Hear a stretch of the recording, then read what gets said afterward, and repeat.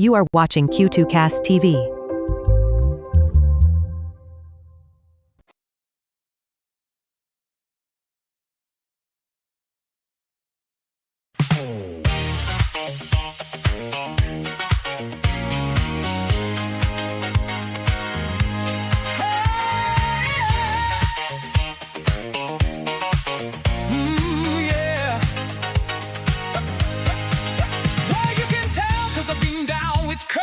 Crimson color of my shirt. The Kelvin's mad and the phase is warm. I've been cannon fighter since I was born, and now I'm a block. It's okay, just a geometric shape today, but we can try to understand why Rojan crushed me in his head. Whether you're a urine or a dusty little omen, you're not staying alive, not staying alive. Feel the chuckle breaking, Captain Kirk is Genndy quaking, and we're not staying alive, not staying alive. Not staying alive, not staying alive.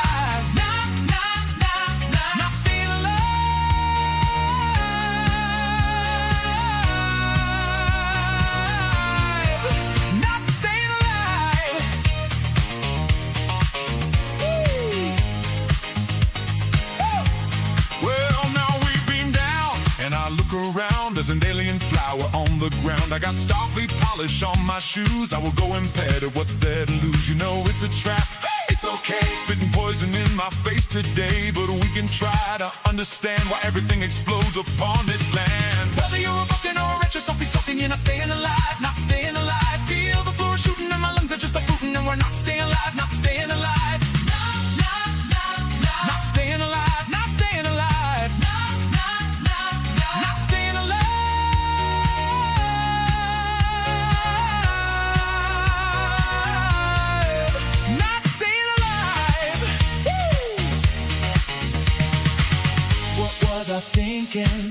What was I thinking beaming down? Yeah.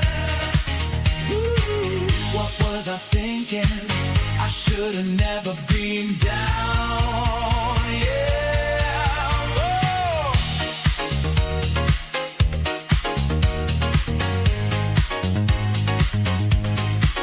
Ooh,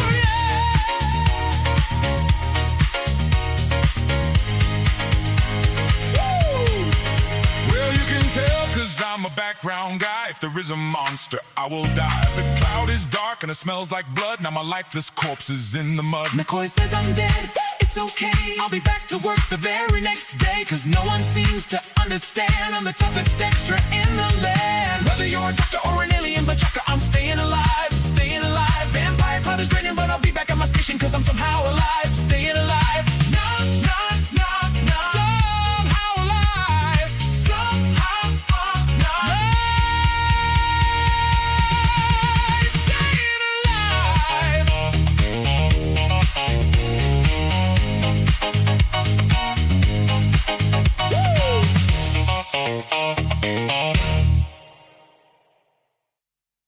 Welcome to the Madman Cafe, live on Q2Cast TV.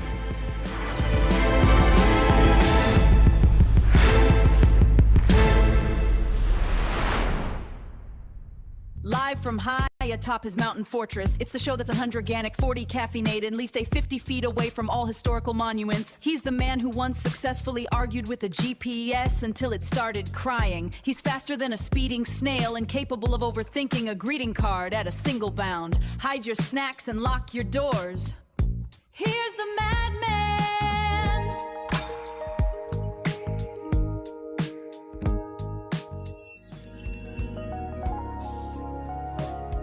Welcome to another edition. Welcome to the party right here on YouTube and Rumble. Thank you for joining us. Hey, Dave, how you doing out there? You joined us a little early there.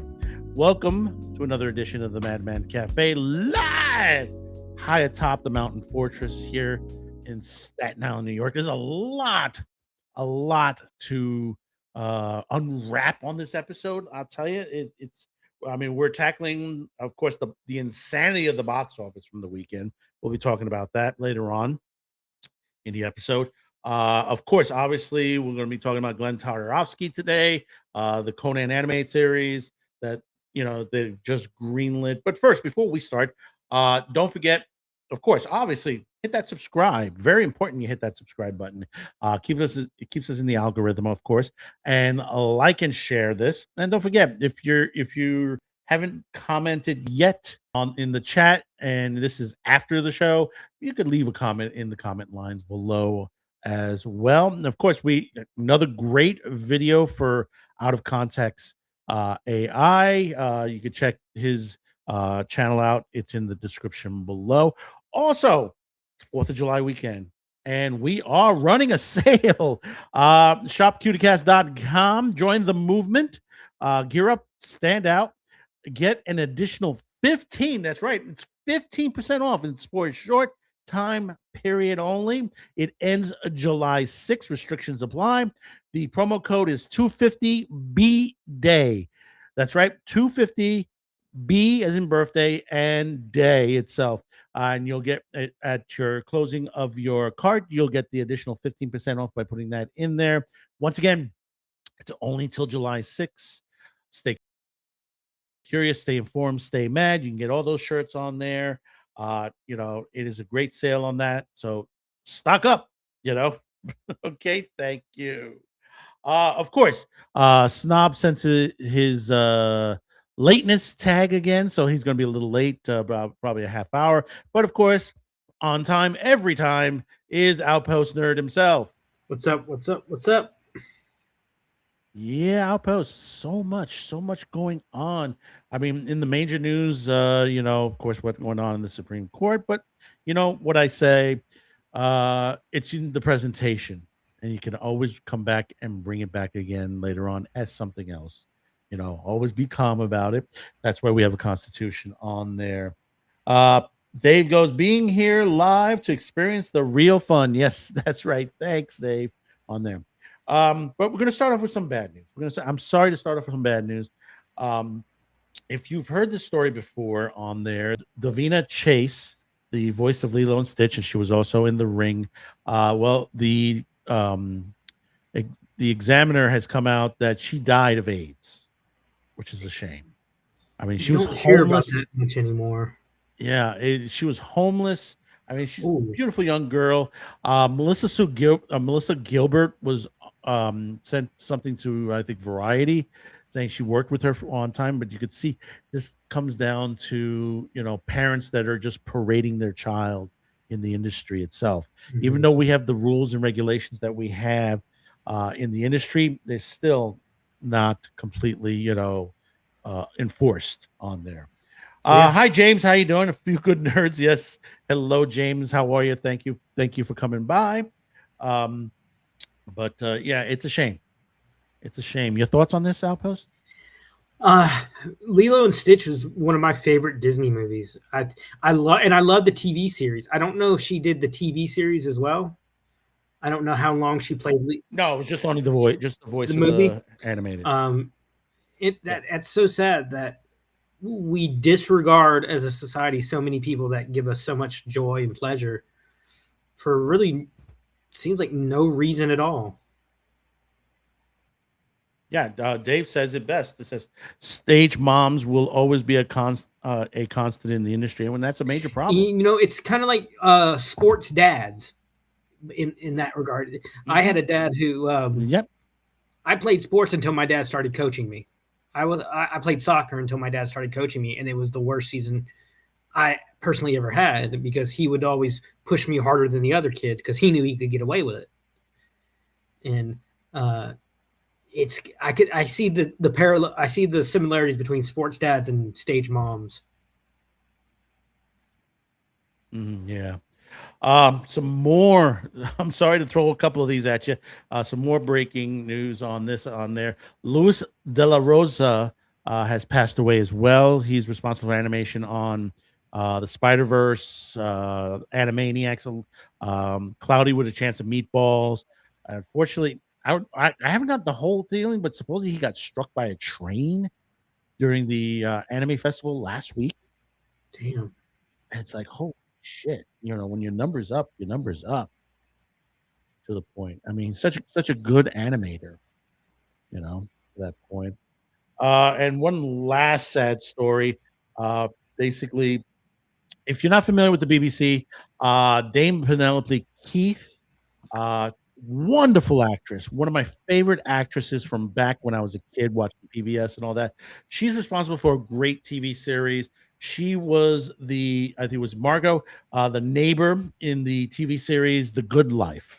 If you haven't seen the series with Felicity Kendall, one of the most popular women in the BBC back in the 70s, this is a great show. Story about a couple that decides to leave the city life behind and go complete. This is like the early type of going off the grid. I mean, creating their own power, growing their own food, animals, everything, the whole situation. But the thing about it is the people around them, they're like, what are you doing? And said Margaret Penelope was the neighbor, was the wacky rich neighbor that was always criticizing them all the time. Great actress. She did a lot of things in her career. Dave, I heard about Penelope. Loved her in British Villages touring show. Yeah, she also did that too as well. She has such a great, extensive cinematography on the television on there. So do check that out. Now let's get some good news. Let's get some good news in there. Let's start off with this. Celebrating this past weekend, Mr. Mel Brooks has turned 100. He's literally almost the 1,000-year-old man. If you remember that old, still sharp as a freaking whip. That's the most amazing thing. Right now, doing Spaceballs 2 right now underway. Hopefully that will be good. I mean, I've watched Mel Brooks films all the way back to the 12 Chairs. If you've not seen the 12 Chairs, he had a small part in it, but fantastic. Frank Langella, Ron Moody, such a great movie. If you haven't seen it, it's the movie that nobody really talks about, but it's such a great comedy about in Russia. A very young and thin Dom DeLuise in this. There, it's about a aristocrat that was deposed when communist Russia came in, and basically one of his relatives sewn the last of their jewels into 12 chairs, and they go around Russia trying to find it. Yes, Dave, it's good to be the king. Absolutely. Like History of the World, Men in Tights, of course, Spaceballs, Young Frankenstein, all great movies. I loved Mel Brooks. And Blazing Saddles. You can't forget Blazing Saddles. Come on. Oh, of course not. He played how many roles? I think he played 2 or 3 roles in Blazing Saddles. He was the governor and the was it the Native American Indian? He was on there. He was Indian chief. And they broke the fourth wall so many times. The entire ending was breaking the fourth wall. Yeah, exactly. I loved him as Rabbi Tuckman in Men in Tights. Men in Tights is one of my favorite 90s movies. Instead of Friar Tuck, it was Rabbi Tuckman. Because he's like, I'm going to do my part and I'm going to make him Jewish. It was so funny. And when he did the tribute to Hitchcock, High Anxiety. I love that movie. I don't know if you know, a lot of people know Tim Russ, Tuvok from Voyager, and we ain't found shit. But do you know the guy who, you know how he asked the 2 other troopers, and they had the regular comb, and then you had the 2. Do you remember? You know how he's like, dark helmet. It's like, hey, have you found anything? He's like, not yet, sir. Do you know who that guy is? Yep. Who's that Rob guy? Paulson. Yakko Warner, Carl Weezer. That's right. It was Rob Paulson. Yes, that's right. Rob told a funny story. They were sitting around a meeting table, kind of spitballing ideas, and he comes up with something he thinks is really funny, and he pitches it to Mel Brooks, and Mel Brooks stops, thinks about it, and he says, "Kid, wit is shit. Funny is money," and turned down his joke. And Rob was like, at least he got to pitch a joke to Mel Brooks. Yes. So once again, happy birthday, Mel. So hopefully we get another 100. Max Bialystock is one of my dream roles to play, and sadly, I missed out on auditions earlier this year for a local production of The Producers. I want to play Max so bad. Some other major news. In fact, this is breaking today. Netflix has announced that basically they have already finished filming season 3 of One It's Piece. still going to be what, a year and a half before it comes out. Probably. Well, it's going into post. Well, no, they said it will be next year. It will be next year. It won't be 2 years. You will see this next year. That's the Alabaster. Yes, arc, this is the one I am looking forward. Going to be really I'm interesting. looking forward to this. John Magliano as Crocodile that we saw at the brief ending of season 2.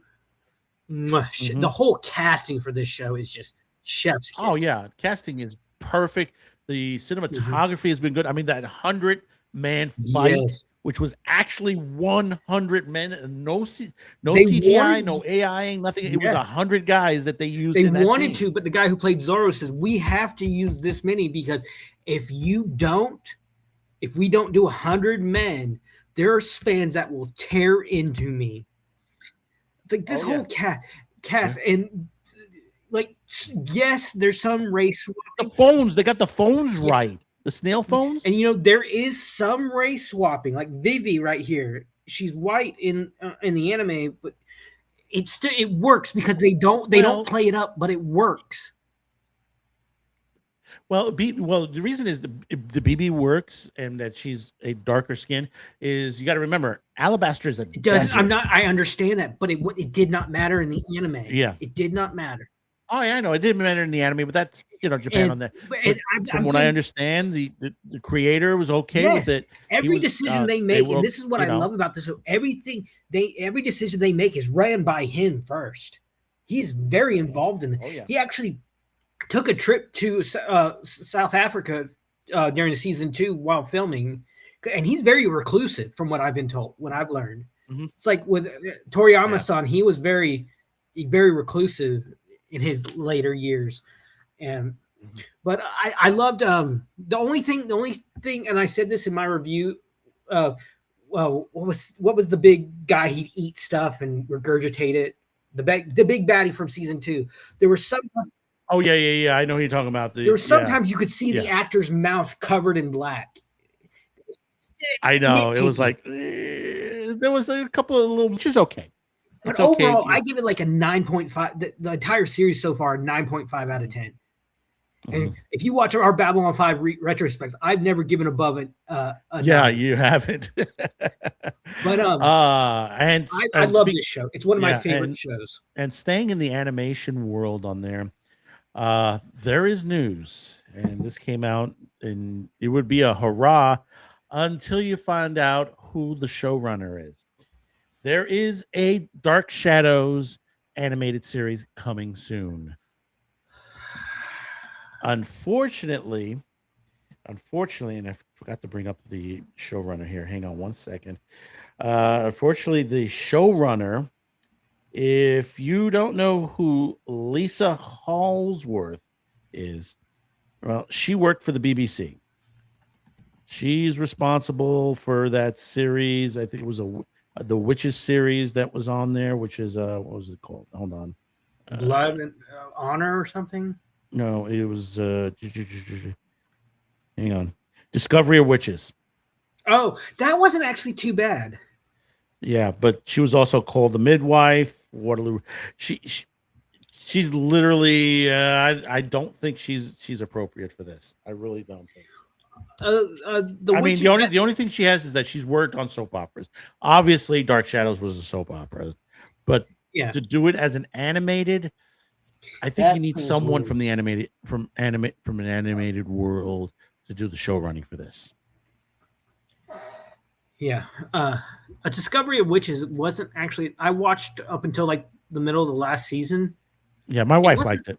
I enjoyed it. I like historical dramas, and I thought it was so funny. Like this magical race of vampire, and demons. They're all concerned about genetics. It's like it mixed science and magic really well, and I really enjoyed it. And the guy who played the lead vampire, I remember seeing him in other British shows, and he's a really good actor. Oh yeah, and also the daughters of Dan Curtis is also involved in this production as well. So it does have a link back to Dan Curtis, the late Dan Curtis, who originated this. This was a great series. I mean, a great soap opera actually. And the thing about it is the vampire part of it didn't even come in until episode 200. And it's like, wow, well, what were they doing for the last 199 episodes? No, there was a lot of great story. I mean, you have everything from ghosts and spirits, vampires, werewolves, to time travel. I mean, you have science fiction time traveling going on in this series. The movie was okay. I thought it was funny. It was fun. Which one, the Johnny Depp one or the Johnny Depp one? Oh, I didn't know that. I didn't know there was another one. Yeah, there was a one in between. They did as a they were supposed to be doing it as a mini series, then they retreated it as a they did it as a movie. It's like it's been rehashed. They did a decent job of it. The cast was very good on there, but this was like NBC television that did this on there. So I would watch anything with Ava Green in it, and she played the witch that curses him in the Johnny Depp movie. Yeah, this is Ben Cross. Ben Cross is the one who played Barnabas in this one. This one jumped right into the Barnabas story. Okay. So it wasn't like they linked it on there. They did it as like a full like a V miniseries. They did the same thing with Dark Shadows. It was like a miniseries that they did on there, but then they re-released it as a movie. As on there, and they did the time traveling. They did go through the time traveling bit on that as well. Oh, that's cool. Yeah. So some other news. The House of Representatives have just passed the Kids Act, which, if this goes full steam through the Senate, we're going to have some problems on the internet. On there is age verification, but I don't expect it to pass on the internet. We got a video coming for next week after the holidays, which we will discuss on this as well. I think we're going to take some time on the cafe also to talk about it as well. Other major news, if you haven't caught this yet, Comcast has announced they're going to be splitting the company in half. You're going to have Comcast on one end, handling cable, internet service. NBC, Universal, and Sky will be its own company itself. What will they be doing?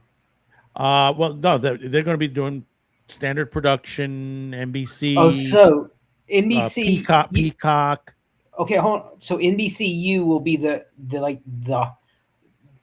they internet. haven't decided the name yet, but it probably most likely will be NBCU. Okay, that's not what I'm saying. What I'm saying is, Sky will be the production side of it. You're saying? No, NBCU and Sky will be the production part of it. So that's what I'm asking. Yeah. What is each company going to be doing then? Or are they going to just be completely separate companies? They're going to be completely separate companies. The NBC Sky will handle production, streaming on there. Comcast will stay with the cable portion of it. That's what I was trying to. The hardware part. The hardware part of it. Comcast will be the hardware. Sky will be streaming and production. It sounds like. Yeah, exactly. That's what I was trying to. Yeah, that's what's going to happen. It was a split up, but listen, this was coming. I was wondering why they let go Hulu. I mean, the biggest mistake they did was to let go Hulu. You know, let freaking Disney. They could have strong armed Disney for a lot of money, or just completely took over Hulu in itself.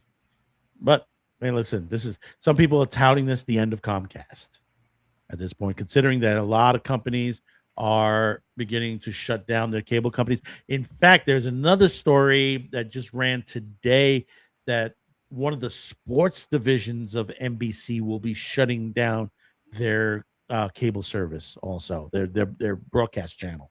I forgot which one it is, but it's one. I think it's one of the collegiate ones that broadcasts a lot of the college sports that they're going to be shutting down on there, which is like, this is what was going to happen in this industry as more and more people are cutting their cable service to that point. I mean, there's talk now, Cartoon Network might be sold.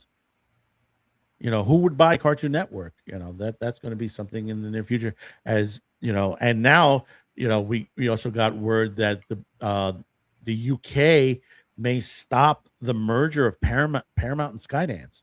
Paramount, Skydance, and Warner. See, that kind of pisses me off. Yeah, but the thing about it is, it's a censorship type thing that they're pulling. I don't give a flying fart. No. I'm saying this is an American company. Oh, I know. I know. Why the hell do they? The anti-American bias and hatred in that on that continent is mind-boggling. Mm-hmm. We see it every day from not from the people. We've seen recently the people love coming over here for the World Cup. They're like, "Oh my God, I love America. We owe America an apology. This is awesome. The people are so nice. The food is awesome." Mm-hmm. I saw a picture of a guy trying to go back to his home, a little AI video yesterday of a guy trying to get back to his country, and he's huge. He's fat. He's like a giant. And the guy's looking at his passport. He's like, "That's not you," because in the picture it's this muscular like bodybuilder guy. He's like trying to convince the border agent. He's like, "Hey, that's me. I just came back from America for the I love the food. I came back from the World Cup." It's like just recently. Why are we being blamed for the heat wave in France? Because they don't have air conditioning. They don't have proper air conditioning. That's their fault. I know exactly. Same thing. Not ours. Same thing. I mean, what is it? Dean had to cancel out last week from the Babylon 5 retrospective because he had just did a live stream and the temperature in his home was like his equipment wouldn't have handled another live stream. Yeah. They're in England. I read yesterday that they're fining people who sit in their cars that have AC £1,200. Wow, really? Yeah. Jesus Christ. What is the? I mean, how many people have died already? Like over 1,000 people, I think, in one country. There have been more people that have died in the past 5 years from European heat waves than gun violence in America. I mean, hell, China has air conditioning. Yeah. China. You kind of expect China would be like, "Hey, no, we're not going to have air conditioning here." But they you have know air conditioning. 1,200 British pounds is $1,500 in America. Yeah. It's ridiculous. It's ridiculous. And for what? Oh, we want to reduce the carbon footprint. You mean carbon dioxide, the exact life source of plants that gives oxygen out to us? So you really want to kill that whole thing? Well, the ozone layer onto that. Things are going to affect things on there. And if you're going to blame a heat wave on air conditioning use, you got something there on there. You're listening to too many morons in the soup, The thing is, we have done nearly everything we could in America to reduce our carbon footprint. We've done so much almost to our own detriment. We're at a danger point. It's zero. What is it? 0.04? That's a danger point. We can't go any lower than that. And do you realize what the most polluted country in the world is? Which one? Pakistan. Mm-hmm. And I'm looking at a list. All these are Middle Eastern and Far East countries. Top 20 is China. China. China. I like how he says that. China. I'm in the 80s, and I'm in the 80s on this list, and I'm just getting to like Eastern Europe.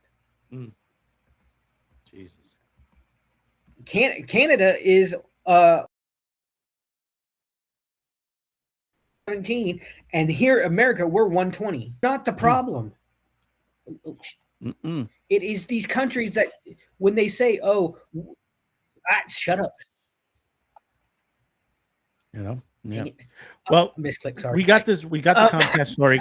We got the Comcast story coming up also. So that and a lot more that's coming up that we're working on, and some great live streams that are coming up the next couple of weeks, including we're going to be talking about Citizen Vigilant next week. We'll be talking about Citizen Vigilant. So do check in for that. So let's move on to one of the main topics today. Let's start off with this. Conan the Barbarian. Yes, that's right, Conan, based on a novel series, great novel series, turned into a movie, then turned into a cartoon series, and then turned into a TV show. So great. I mean, we've been dying for them to finish off the Conan movies on there, which I don't know if they'll ever get to do onto there, but we've heard, obviously, that someone's going to be taking on the helm to bring Conan back to your TV screen. in an animated format. But overall, Outpost. What do you think of of this? You're probably not seen the show because most people have not seen the Conan, like Conan the Warrior, or it was Conan. Was it the Adventurer? The Adventurer. Conan the Adventurer. Yeah, Conan the Adventurer. I've seen a little bit of it. It was a little before my time, but the movie, not the Jason Momoa one. No. I love Sword and Sorcery. I love Conan. I love Red Sonja. I love Tarzan, which is in the same vein, same era as Conan. The superheroes before superheroes. It was just a man or a warrior with a sword against the world. I love Kroll the Conqueror. That Kevin Sorbo one. They wanted to make it a Conan sequel, but Arnold backed out. Arnold didn't want to do it, so they changed the Kroll with Kevin Sorbo. Great movie. I love just adventure movies. I just watched Beastmaster. I think it was Sunday for the first time. I think ever, and it was just so fun. It was so cool. He had the coolest little throwing weapon that was like a boomerang with blades. It's just a lot of fun. That sword and sorcery stuff. It tells us that we can, if with enough drive, we can change the world. And that's why like the establishment, Hollywood doesn't want to do it because they don't want to inspire people. They just want you looking around. Yeah, I saw Conan originally in the theater when it first came out. Yeah, it was so awesome. I find it hilarious that it was so cold during production that to keep the fake blood from freezing, they had to mix it with vodka. I believe it. See, and the thing about it is, in that era, the 1980s era, you had so many barbarian movies. One, and I told you about this one before we started today. 1982 Sword and the Sorcerer, starring Lee Horsley, Richard Lynch, and Richard Mall. Such a good movie. It was supposed to have a sequel, which it did have a sort of sequel about 40 years later. It was awful on there, but the original one, do catch it, is real. In fact, they just 4K'd it, so you can get it on there. Kathleen Bella as Alana. Oh my God, gorgeous woman. If you, I mean, there's some great. I'll tell you, there's a lot of how can I put it without YouTube getting in trouble with YouTube? A lot of top heavy in this movie, and very, very skin clad at its point of view on there. There was another girl, and I forgot the name of the actress. She was also gorgeous. If you want to see some gorgeous women in a fantasy film, Sword and the Sorcerer is really good. Richard Mall plays a demon in this movie, and I loved him. Yeah, he plays it to the T on there, and then, of course, Richard Lynch, who plays one of the main villains on here, and there's another. It was Robert Tessier, George Mahias, which played McKelly. Also really, but like getting back to Conan, like the cast was great. Mako in one of the first roles I ever saw him in, played the wizard. And I have a question for you, Madman. Yeah, maybe you can answer. What is best in life? What is best in life? Falcons at my to crush your enemies, see them driven before you, and hear the lamentation of the women. It's one of the best. And he's just sitting there like a stone. He's like the biggest badass. Wasn't the other guy was like Falcons at your arrest? Yes. Like, no, that's not what we want. Wrong, Conan. It's just James Earl Jones as Tulsa Doom. Great cast. And the thing is, Schwarzenegger, this wasn't his first movie. This is not his first run. Most people from my generation, we know him from the movie Pumping Iron, the documentary Pumping Iron. Yes, they saw him in Pumping Iron, and that's why they put him in this Conan. But also, he did a couple like little movies in between. He did a Western called The Villain, which was really bad. And then, of course, he did the ill-fated Hercules in New York.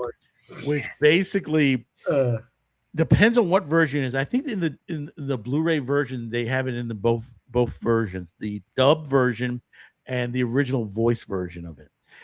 The thing about it is that when they filmed this movie, Arnold at that time period was like, I'm Hercules, the voice wasn't that great for that time period, so they dubbed it.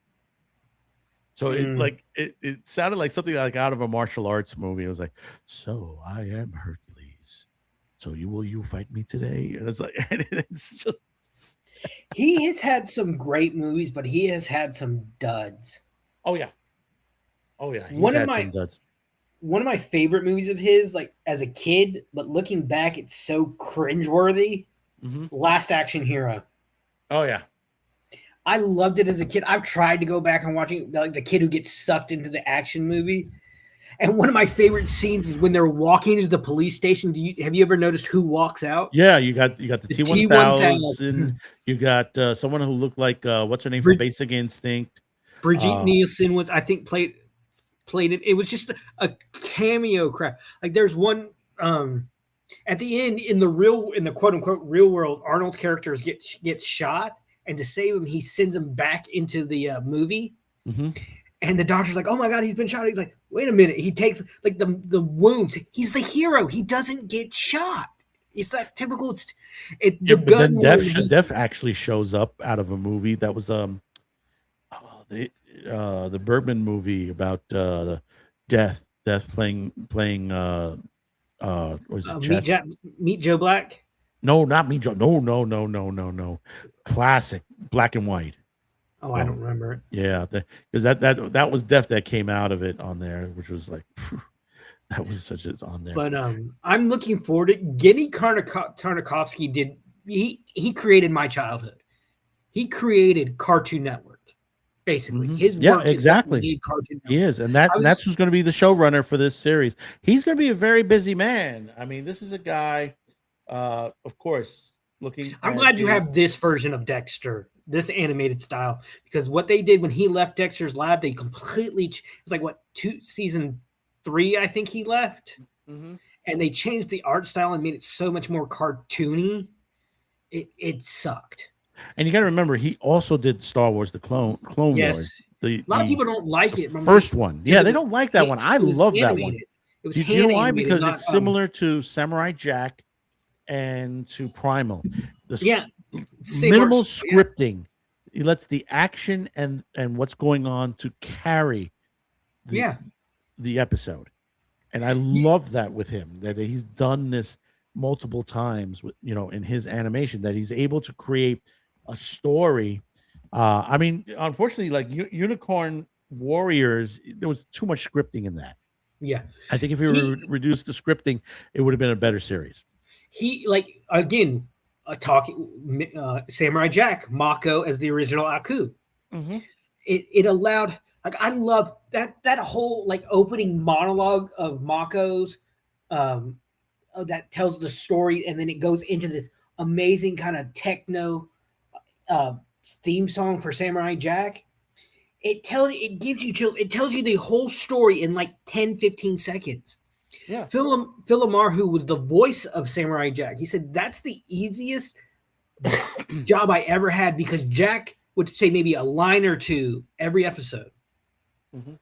And I was so bummed when they canceled Samurai Jack, but I was so happy. It was like 2014, 2015 they brought it back for the final season, and it was so much darker. Jack won Emmys. It won multiple Emmys. Yeah, Jack actually kills people in the final season. In the rest of the series, it's everything he just kills is robots. Like, instead of blood, it's oil getting all over him. And it was just such a amazing conclusion to Samurai Jack's story. And Primal is excellent. He's so good. You're right. He's so good at taking the music and the animation and letting that tell the story instead of the dialogue. A great storyteller. Yes. So this is what you need in the industry is you need storytellers in animation. This exact thing. Of course, he worked on Hotel Transylvania. He's the creator of it. He's got another comedy coming. I think it's already on Netflix already. It's called Fixed. about some dogs on there. He's also, I think he's going to be very busy because he also has not only the Conan, he has the Heist Brothers, which got greenlit He also. did Priest. Whoa! Now what? That Jude, what was it? Paul Bentley movie Priest. Mm-hmm. I didn't know he did that one. Yeah, he did that too. The Black Knight also, he's also working on that as well. I mean, he's got a lot in his wheelhouse right now. Mm-hmm. I mean, one of the best animators, storytellers in the business. We need more of the. I mean, I've talked about Tartakovsky. I've also talked about Lakia Studios, which they're doing stop motion animation, which we'll be talking about very soon because they have Wildwood coming out now. They have a main trailer already out. It looks gorgeous. If you haven't seen if you want to see some great stop motion animation from the guys who did Coraline, also. Yeah, that I saw that on one of my Captain Jack sites. I'm not going to go into detail about that. Mm-hmm. But I wonder, since we're getting a new Powerpuff Girls, I wonder if he's going to be involved with that again. I haven't heard if he is on there. That's what is it? Warner's doing it, I believe, on there. But it depends on with the Skydance situation. Things could progressively change on there. And supposedly the Heist Brothers is, from what Tartakovsky has been saying, is going to be heavy influence on Tex Avery. That's good. I like that. I love Tex Avery. See, I don't get why so many people crap on his Star Wars. That those mini-sodes that we got. Mm-hmm. That was all him, wasn't it? Yeah, it was all him. They were great. Yeah, that was between episode 2 and 3, I believe that was. Yes, it shows you like the final episode is Grievous kidnapping Palpatine. Mm-hmm.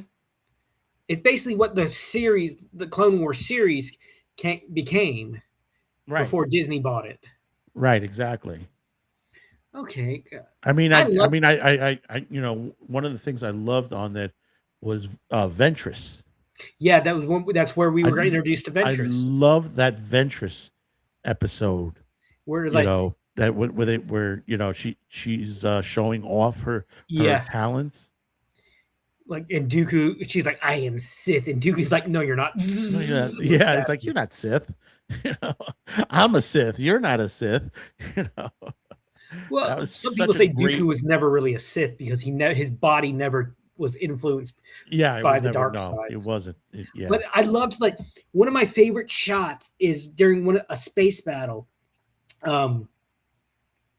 Anakin gets like all the droids to chase him, mm-hmm. and he orders one of his troopers to shoot all their missiles over a bow of one of the Star Defenders, one of the ships, the Republic ships, and right at the last second, Anakin shoots up, and the missiles come in and destroy all the droids chasing after him.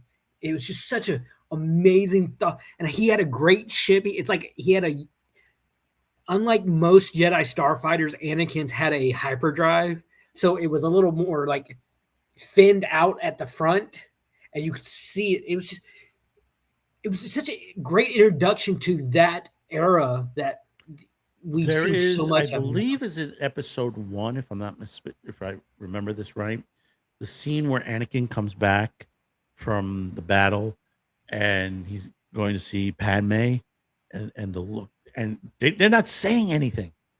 Yeah, like 3PO's there, and he's like, being 3PO, R2, and he jumps out of the ship, and it's just the look between the two of them. They didn't have to say a single word because they knew they couldn't hold each other like they wanted to. Right, exactly. But D's saying it right. Yes. Or remember Dave says it right. Love using lightsabers in the rain in that Ventress episode. No, yes. My favorite was the Kit Fisto episode where he goes back to the Mon he's on Mon Calamari, and he's underwater with his lightsaber, and you could just see like the water burning around the blade, and it creates this bubble around the blade.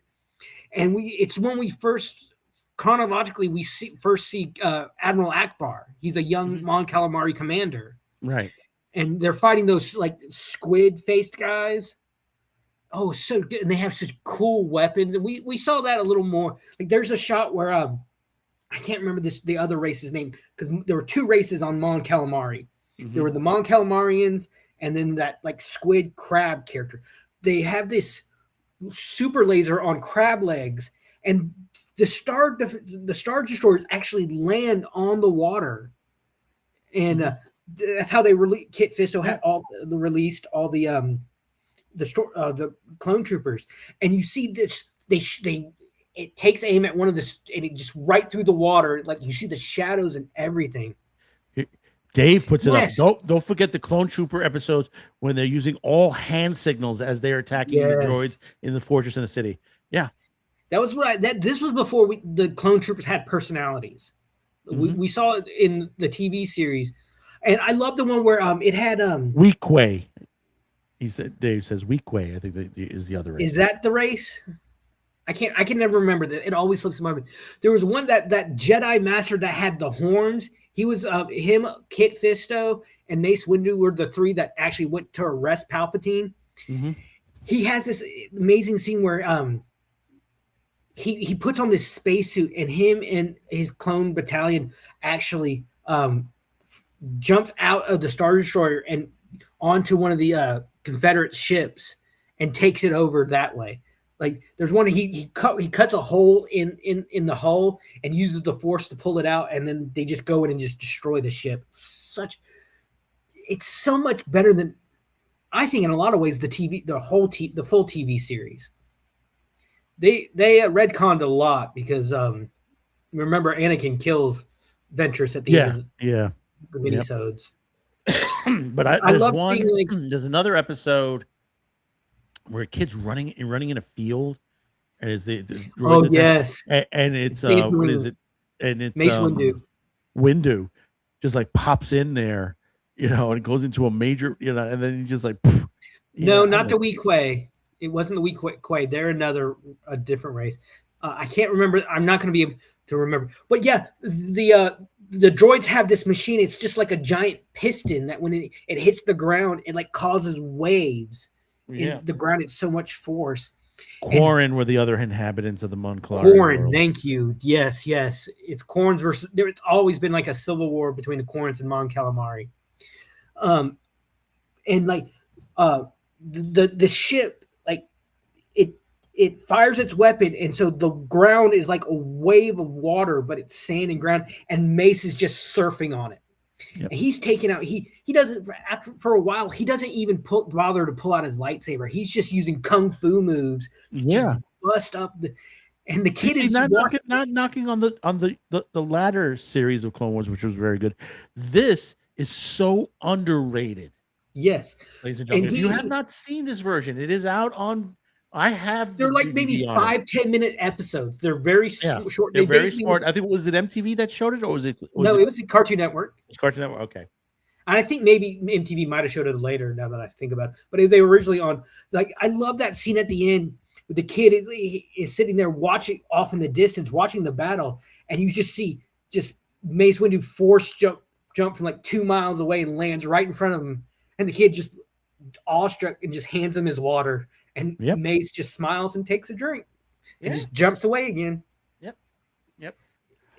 Snob has just texted me. He's going to be a little bit more delayed, but it's all right. He'll be with us, down in there as soon as he gets done what he's getting done. But Tartakovsky is so underrated. He is. He is underrated. One of the I put him in the top Western animators of all time. I mean, he is. What's his name? I just had the show in my head. Man of Action.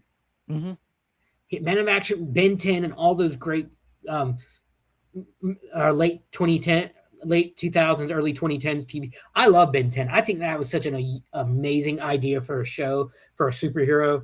Yep. Look at Dave. I have the DVD. Yeah, I have the same one. Volumes 1 and 2 of the Glenn shows. Criminally underrated. Yeah.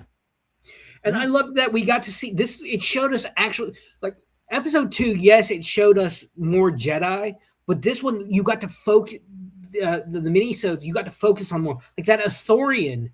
It was an Athorian a human and another alien. I can picture her, but I can't remember. They're trying to get Palpatine out of to safety, and the Ithorians, they have like 4 lungs. They're those ones that like very like nature minded. They're the ones that their heads kind of swoop up and their eyes on top.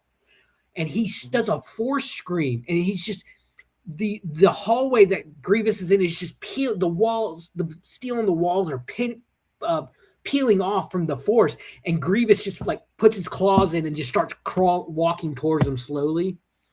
And this is where we first met General Grievous as well. In one of the episodes, he had such badass. He takes down like a whole battalion of Jedi. It's like the scenery is fantastically animated, all hand drawn. Yeah, all hand drawn. Yeah, all hand drawn. I mean, last week we talked, which is in 7 days now. I believe it's on Amazon Prime. Is going to be the new Ghost in the Shell series, which is also hand animated. Yeah, that looks great. I think I sent you the video, the trailer video for it. Yes, I need to watch that. And it looks fantastic. Yeah, they're called the Ithorians. I remember they were one of the races like in KOTOR that got introduced in the expanded universe. But they're very like nature bound. Like they don't live on planets; they live in like forest ships, and they're very nature oriented. It's great stuff. Oh yeah. Yeah, it's fantastically done on there. Normally at this time we do a silent moment. We do have a new segment this week. We're not going to do it yet. Got to wait for Snob on that. So we're going to skip over that. We'll finish this off here. When will the Conan series be out? It's hard to say. It's probably going to be about 2 years, most likely. Yeah. Since he's so busy. I think we will see Heist Brothers first. Which I'm very interested to see. If he's doing the Tex Avery style type animation, bravo to that situation. Of course, like I said, we got new Powerpuff Girls. What else is going to? I can't find anything that says. They were talking Lord of the Rings animated with him. I'm a purist with Lord of the Rings. If it's not Tolkien, I'm not a fan. I've not been a fan of Ring of Power, of that Rohan animated movie. I don't think it's going to be a Ring of Power. I don't think it's going to be on that. It's we'll see. I mean, Tartakovsky has, how many bad things have Tartakovsky done? Unicorn? Maybe Unicorn? One or two. I don't know. Yeah, it's very rare with him. He's a great animator, great storyteller. You're not going to get you're not going to see that many animators like this in the industry. Flintstone in Western animation was just awful. Japan, you get some of that on there. Hey Cam, what's up? What up, Cam? What's up, Cam? Cam, do you want to come on? Are you able to come on? Let's see. But he did. I loved like Ego Trip, the Dexter's Lab animated movie. Right. It's so just I can't get over how good of a storyteller he is. Mm-hmm.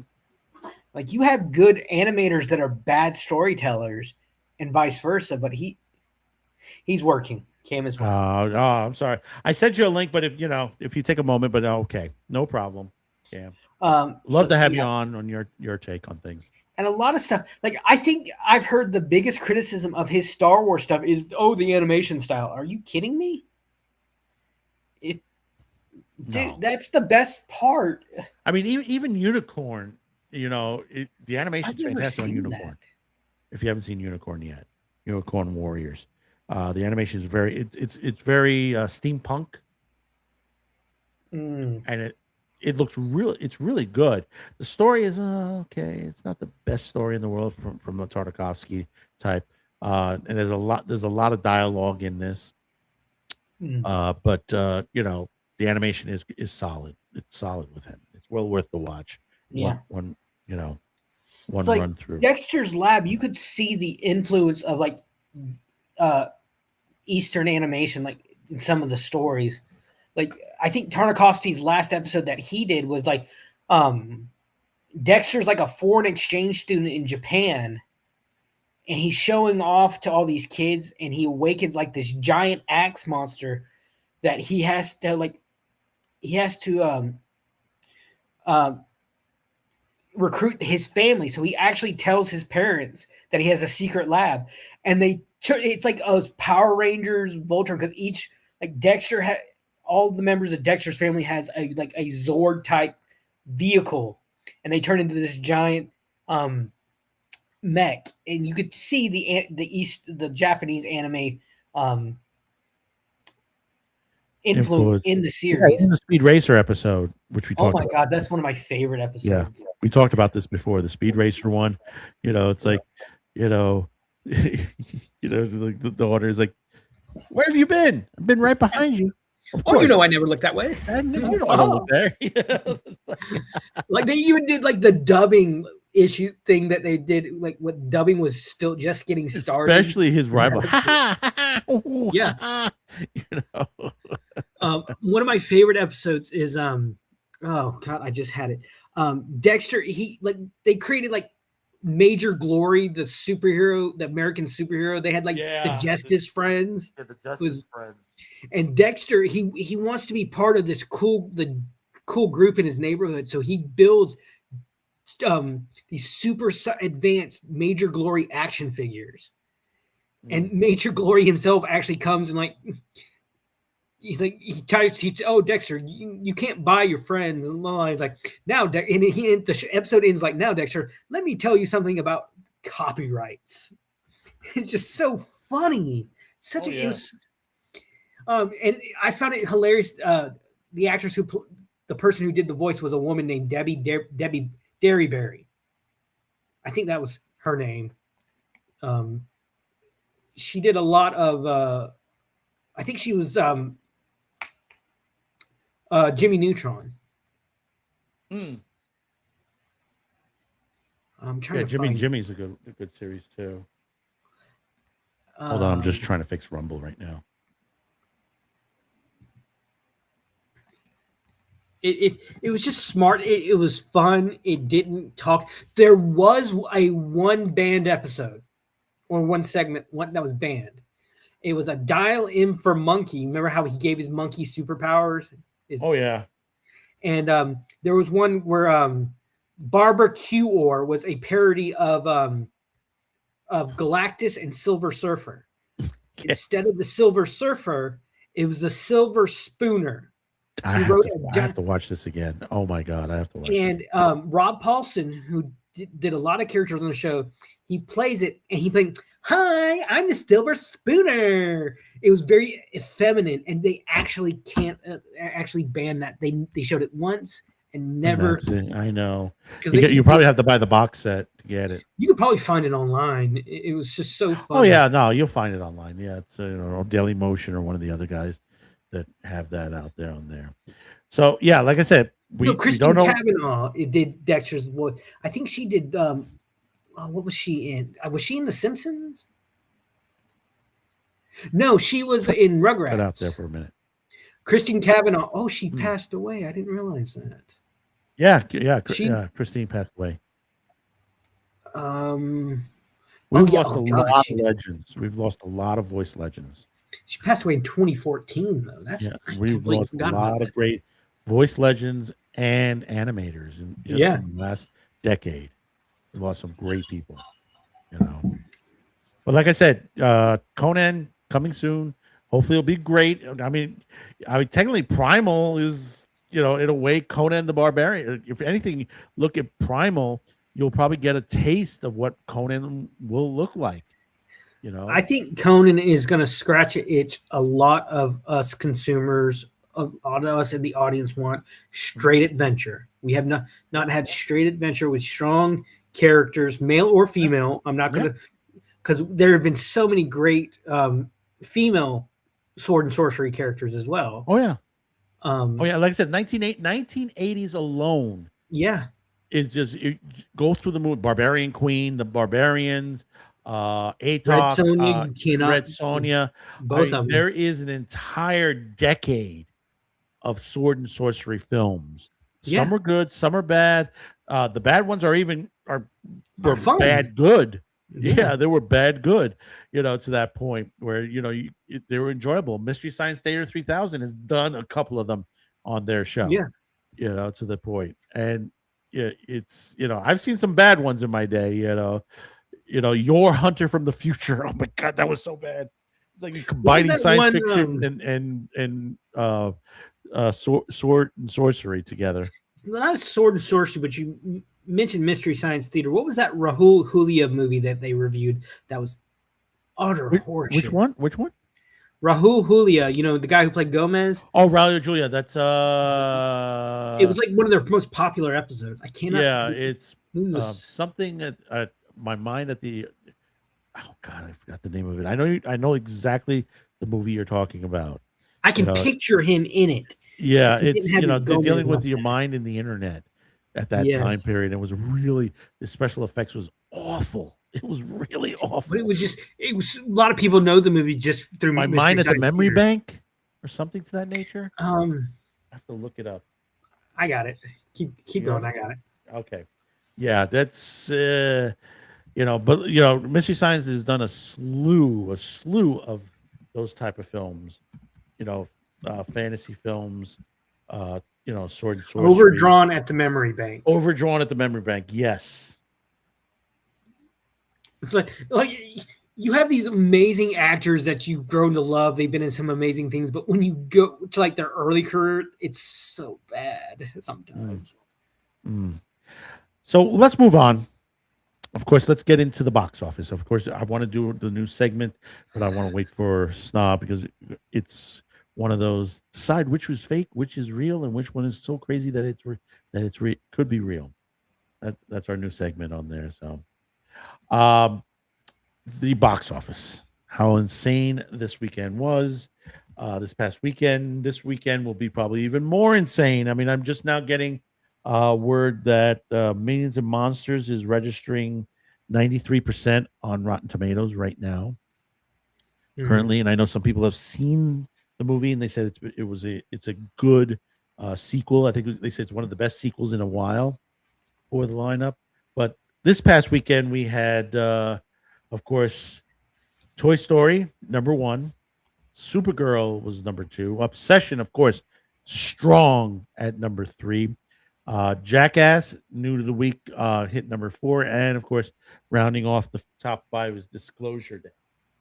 So Backrooms got knocked out of the top 5. Yes, but Backrooms is coming back this weekend with a director's cut, theatrically, with 15 more minutes added to the film. So let's see what happens this weekend with that, because it's supposed to be for a short time period. Breaking down the numbers on there, like I said, gross 70 million for Toy Story. They're already at the 300 level. We haven't gotten yesterday's numbers as of yet. Hasn't come out. Probably come out right after the end of this show. They're still at 4,400 theaters, 16,000 on an average. It's about they've come down just a bit. Supergirl, here's the one that's insane. Originally, we had her at 38 million. But unfortunately, let me just bring this up. There has been a revamp on the totals. Currently, 37 million. It was knocked down. I think Sunday was knocked down from 9.1 million. 9.1 million to 7 point something million. So that's a major reduction on there to bring it down to 37 million for the weekend. Overseas, same situation overseas. 25 million overseas. So basically it's down to 62 million. That is absolutely insane for a superhero movie. Exactly. I mean, someone put up this panel also. The budget. Oh, wow. Supposedly, So the budget was 186. You know it's going to change. I don't believe the marketing number. I really, truly don't believe the marketing number. I think the marketing number is much higher. I think it's more closer to 200. And I'll tell you why. The product placements between KFC, Milk-Bone, every other one that's been put out there commercial-wise, they had to pay for it. And I know that was beyond the commercials that they put out, promoting this film. So we're talking right now, what they were saying, the take on it with the budget and everything, the loss level, 243 million. It's going to be higher than that. It's got to be at least 300. Yeah. Considering how much you got to pay to the theater owners, the percent, and I think you pay a higher overseas. One issue I think with this movie was they didn't pick a very big name for the star. No, a lot. I've heard it from a lot of people. Nothing against this actress. Wrong. She was great in House of Dragon. Very bad casting. And the thing that pisses me off the most, why are you shit talking Superman? Mm-hmm. That pisses me off. They picked the worst comic. They picked the worst comic to begin with. Yeah, the thing. I don't like the political overtones. Mm-hmm. There's an idiot, a blind person could see the political overtones in Superman. Mm-hmm. I don't like just her attitude. I don't like. It's the story's weak. Millie Aycock, the only thing of note she's ever done was House of Dragon. I've never seen her in anything before. The House of Dragon. She's done other things since House of Dragon. She was good in House of Dragons. There's nothing. She's done other things. Her acting, she's done very small. On there. See, number one, what they chose as the subject matter to this movie. Number two, actress. Number three, writer. They picked someone that was not. Number one, not experienced in writing. I think she has only one credit to her name. And the new credits is that she's going to be doing the Wonder Woman movie, supposedly. Another one? Yeah, they're doing another one. The thing is that, she never read the comic. She never, she's not a comic fan, obviously. To the point, no matter what anybody says, she's not a comic fan. She you wouldn't have picked this as your subject matter to that. That's point. Like them getting when they did the He-Man Netflix series. Mm-hmm. They got Kevin Smith of all people to do it. Kevin Smith had said multiple times he was not a He-Man fan. Yeah, exactly. He said on Comic Book Man, which is a show I watched religiously for a long time. It was on my bucket list to go to Jay and Silent Bob's Secret Stash in Red Bank. Not anymore after the shit he pulled with He-Man. He said I never would go home and run to watch He-Man because someone brought in a Castle Grayskull set to sell. And he's like, oh, I never did. But then he goes on when he gets the job to do He-Man. Oh, I watched it all the time. Which is it, you pothead? Which is it? Did you watch it or did you not? You're lying to us. Then he's like, oh, this show is going to be about He-Man. It's going to star He-Man. But no, the first season was all about Teela. Mm-hmm. Literally, she shaved half of her head off. Oh, that was the warning right there. Yeah. That was the warning right there. And Duncan in the show is no longer Man-at-Arms. It's that girl who works with Teela. She becomes the new Man-at-Arms. And Man-at-Arms is the title, like the captain of the guard thing. And they cut the balls off. They cut the balls off of Masters of the Universe. Yes, and we saw that so much in the movie as well. They cut the balls off Masters of the Universe, which was the most stupidest thing to do. You don't change this. It's like, well, we gotta have strong girls. Yeah, She-Ra. There is one, and you did a bad job of that one too. Holy shit! Yeah. The She-Ra animated series was awful. The best version of He-Man. The Supergirl movie. Yeah, and you have Lobo. Worst casting on Lobo. No offense to Momoa. No, I agree. I disagree with you on that. No, you could have gone with somebody else. No, I disagree with you on that. The one in the Krypton series was a much better Lobo. And I didn't like that. I disagree with that. The thing I didn't like about it the most is that he's only on for like 5 seconds. Exactly. That's what I'm saying. It's the main man, I'll keep stressing this out. Go back to Superman the animated. That was the main man. That was man. What's his name? Who played the brother on and Everybody Loves Raymond. He did that voice. I can't remember his name for the life of me. No, but he was the main man. And I love that episode, those episodes of Justice League when Superman gets sent into the future and they think he's dead. Lobo comes and replaces him. Mm-hmm. And it's so funny. He's like saying, say uncle. He's got what's his name? Buried under a pile of cars, and he's like, say it. He's uncle. Like, voice, like, Mercy. No, he's like, okay. No, he says uncle. Like, he makes him say uncle. Uncle, yeah. And he's like, you know who voiced Calabac?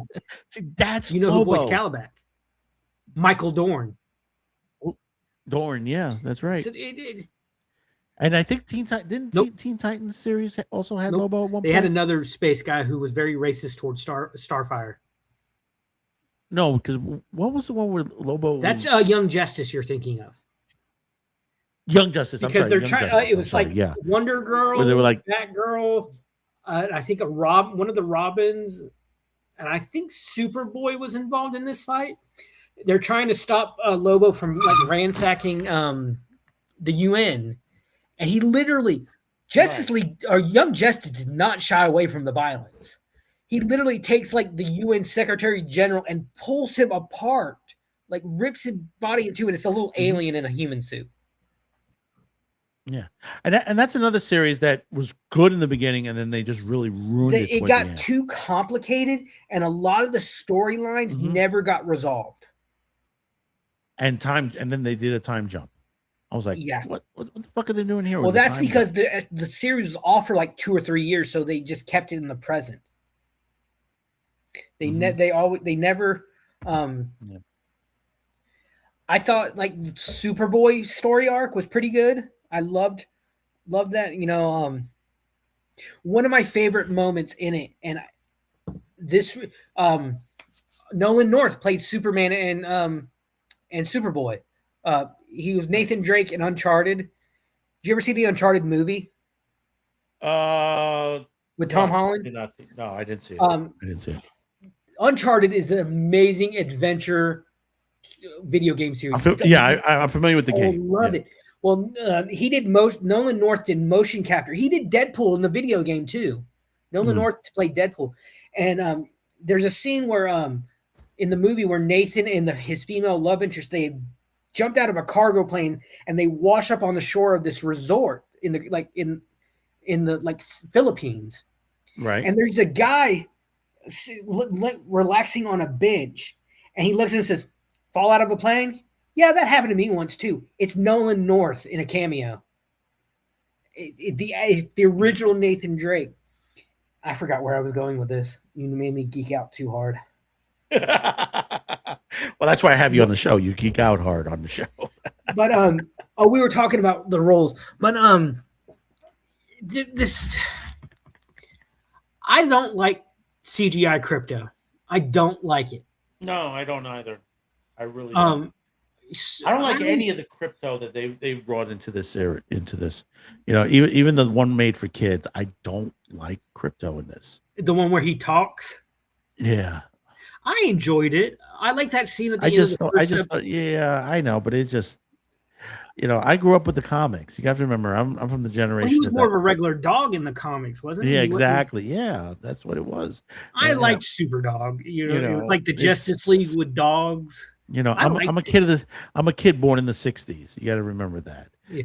So, and I like the scene where at the end of the first episode where Crypto and the boy are in this room and he smells Superman and Superman's just flying out of the room, and the boy hands Superman pictures he drew as a baby, and he's like, "These are probably the last pictures of Krypton." Mm-hmm. And I swear on this, because some of the characters that they keep throwing into the Superman and Supergirl series, I swear that they've sort of influxed gods and monsters into this. I don't see how. Well, the whole Superman has come to conquer the planet. Oh, yes, that I was thinking characters. Sorry. Yeah, I can see that, and I despise that. It's the same thing in my adventures with Superman. I hate that plot point. Yeah, I don't like Superman I don't into like Sailor Adventures Moon. of Superman. I really don't. The animation He has is that fine, Sailor- but it's just not. It's not Superman really, because and not He knocking has on that Gods and Sailor Moon Monsters. Gods and transformation. Monsters is a good story. It is a Yeah. good story. But In an alternate, if you're gonna do alternate it, do reality. it. Don't take parts of it. Right. It's an alternate. I mean, I would love them to see if they would do a live action version of it. Yeah, that would be nice if they do, or an animated series out of it. Because the story. If for those of you who are not familiar with Justice League, Gods and Monsters, it's an alternate universe where instead of Superman is the son of Jor-El, he's the son of Zod. And somehow before when they sent Kal-El to Earth, he was born. He was born in space. In other words, the way they had it was just an infusion of DNA, and Jor-El was about to put his DNA into the capsule when Zod shows up and influxes his DNA into there, and the ship is launched and crash lands on Earth. But instead of Kansas, no, it's Kansas. But instead of the Kents, a illegal migrant group family finds him. This version that in the movie, he did have like a Hispanic feel to him. Yeah, well, it's what's his name from Law and Order? It's I can't remember. I got his name on there. Hang on, let me look it up. But basically, keep going. I can look it up. Keep going. Oh yeah, go ahead. Justice League, Gods and Monsters. Yeah. Basically, the other half of the story is Batman is not Bruce Wayne. There's no Bruce Wayne in this universe. It's the Man Bat. It's Langstrom. Yeah. Who's the the Man Bat, and he's a vampire. He's literally a vampire in this. Benjamin Bratt. And Becca is Wonder Woman from Apocalypse. So there's no Themyscira or anything like that. So it's just the three of them in sort of like controlled by Waller, aren't they? Yeah, and they're controlled by Amanda. Amanda Waller is the president of the United States. And remember, there is a Lex Luthor. There is a Lex Luthor in this who basically Lex found Superman's ship and has been, raping from the technology from it. In the movie, I haven't read the comics, but I remember in the movie, Wonder Woman, she was supposed to marry. She was supposed to be part of a peace treaty between New Genesis and Apocalypse. She's supposed to marry Orion. But it was a betrayal. But it was Highfather. It was Highfather was the bad guy in this universe. Yes, and he wiped out Apocalypse. Orion. Yeah. He took out Darkseid. He took out everybody. He killed everybody. I would love to see a new god. Becca walked away. I would love to see more of the new gods. We've seen a little bit of them in a couple of the series, but I would love to see a little more about Highfather and the source. Well, supposedly wasn't they supposed to be doing a Miracle Man series? Not that I ever heard of. I heard that they were working on a miracle. We saw them. Didn't we see in that? You mean Mr. Miracle? Yeah, Mr. Miracle. Him and Big Bardo, they were a big part of a few episodes. Yeah, they were supposed to be doing. It was supposed to be doing an animated series down the line. Now he was actually Highfather's biological son, right? Him and Orion were traded in the animated series as the peace deal. That was the peace deal in the main universe. Right. And he has this power to escape anything, which I think is such a unique, low-key power that I love it. I love that on that. I love more low-key, weird powers. I love My Hero Academia because some of the powers are so weird. Oh, yeah. But the way they're used. I still got to finish Vigilante. My Hero Academia Vigilante. I haven't finished. I haven't even started it.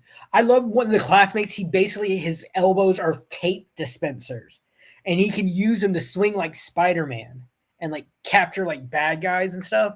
It's such a unique. What's her name has the earphone jacks who could plug into anything, including the wall and any object, and hear through them. Right. It's I love the weirder the powers, the more unique, and if you can use them in ways that actually work. Like to me, a lot of people think like elasticity is such a stupid superpower. Mm-hmm. Look at Plastic Man. Oh, I know. Batman. Batman has said he's the only superhero I'm afraid of, mm-hmm. and because he can shapeshift. He can. The only thing that can hurt him is extreme cold. And one of my favorite. It's in the Injustice movie when he breaks Mr. Terrific out of the underwater prison. And Cyborg's on the screen. He's like, you don't have the key. He's like, oh, look, I found the key. He shapeshifts his hand, puts it into the lock, takes his hand out, and he flicks off Cyborg, and his finger's the shape of the key. His middle finger's the shape of the key. Yeah. It's such a unique power that I find fascinating. Like the elongated man in The Flash before he got fucked over. He could literally shapeshift into people. He could like disguise himself into different people doing his elastic powers. It's such a unique power that we don't get to see that often. Yeah. Now, moving on the rest of the box office. So let's get back to the box office here. Yeah. Obsession is, still number 3 in the box office. Strong in number 3 position. 9.7, 233. They've already broke even. They're way beyond broke even at this point. They'll probably, because I know tomorrow they're starting streaming on it. Really? Cam the says budget Mr. Fantastic. Was $750,000. Holy crap! Like how much it's made 100, 200 times over. Oh yeah. And like I said, it hits streaming tomorrow.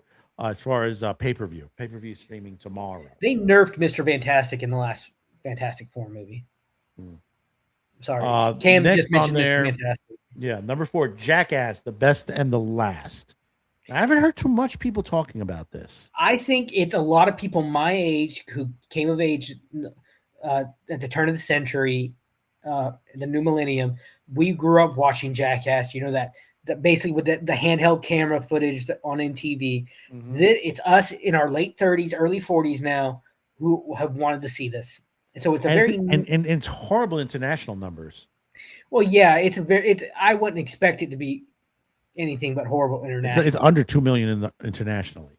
But then again, it may have not opened everywhere yet. But it's a very niche audience for Jackass. Right. So we're talking, man, will they break even? Probably they'll break even on this. Then, of course, this Disclosure Day rounds out the top 5. I've heard bad things about they haven't even broken 200 million. We're talking like 94, domestic and 101 international to make it about 196. I mean, that's horrible for a Spielberg movie. Oh, yeah. See, and that's the thing that a lot of movies, they focus not on quality and storytelling. They focus on names. Mm-hmm. Now, here's the thing that's important to talk about. 6 through 10. Okay, obviously Backrooms is sorry, in that listing. What? Another Bleach. What? Hang on Bleach. Hold on. Yeah.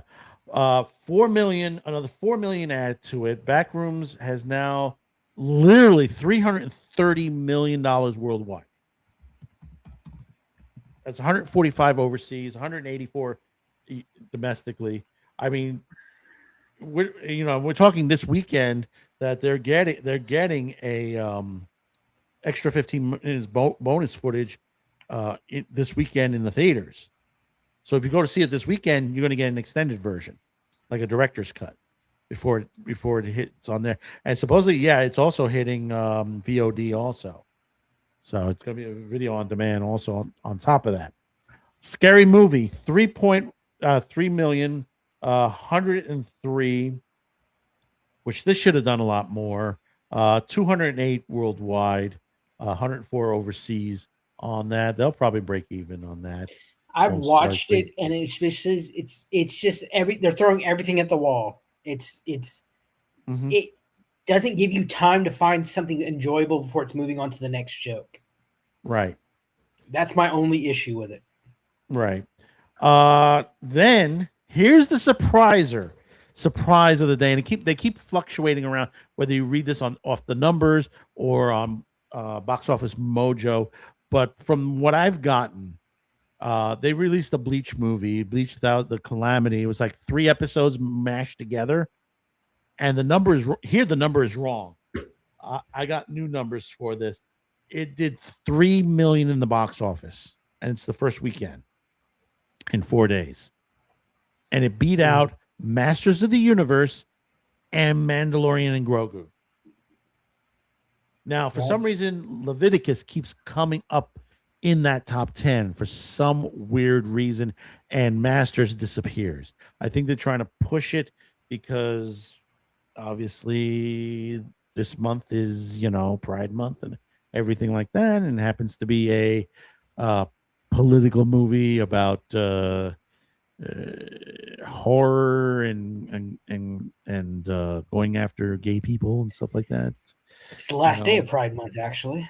Yeah, and it's the last day of Pride Month, obviously, because Leviticus has only done about a million, 5 million, and I think they're not gonna break even on this movie on there.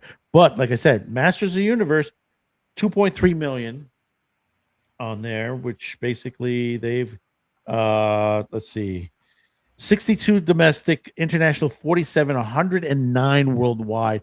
Talk about total bomb on this one. Will not make its money. And I then doubt. Of course, yeah, go I ahead. doubt we'll see a She-Ra movie unless they push it for the agenda. Right. And then obviously Mandalorian and Grogu, 175 domestic, 152 to making it 327.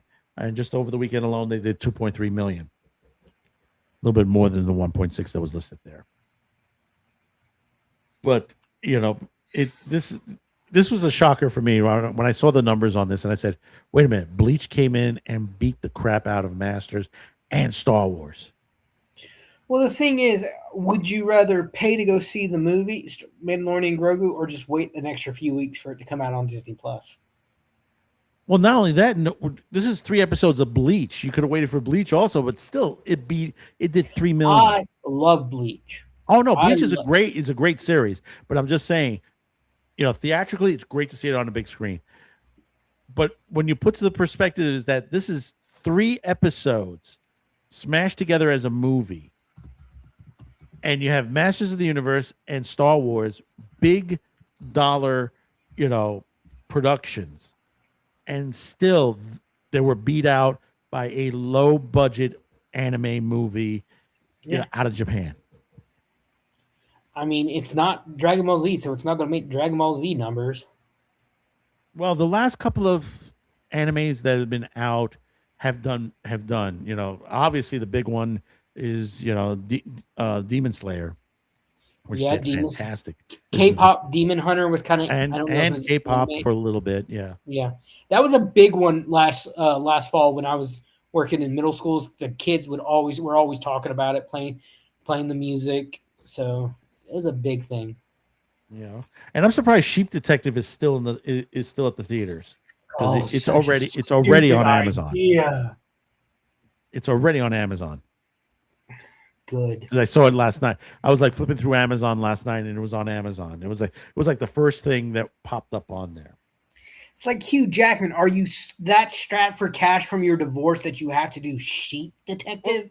Well, no. You notice the 2 movies, the number 14th and 15th movie, are both Hugh Jackman movies. I know, but it's just Sheep Detective is such a stupid idea. So was the death of Robin Hood. Again, another stupid idea. We don't want an old geriatric Robin Hood. We want young, it's heroic. a revisionist movie. It's a revisionist movie. Yeah, that's what it is. You're right. They're changing the story of Robin Hood.